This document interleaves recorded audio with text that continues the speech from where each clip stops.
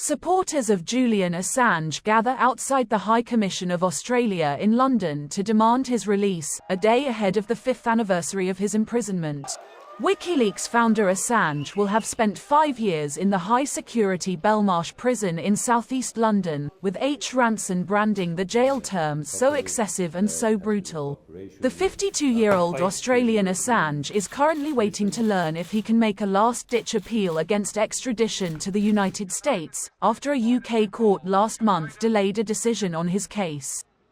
It is now expected on May 20th.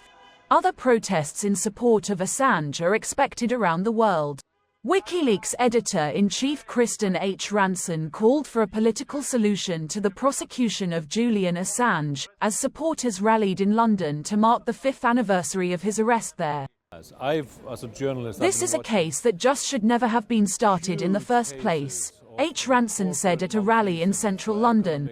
The solution to this case, where we are dealing with a political persecution, is a political solution and a political push, H. Ranson said. Washington has spent several years trying to extradite Assange to face charges over WikiLeaks' 2010 release of secret military and diplomatic files which related to the US-led wars in Iraq and Afghanistan.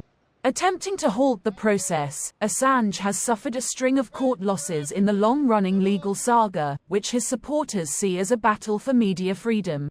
Campaign groups including Amnesty International and Reporters Without Borders have called for his release and denounced the prosecution under the 1917 Espionage Act, which has never been used over the publishing of classified information.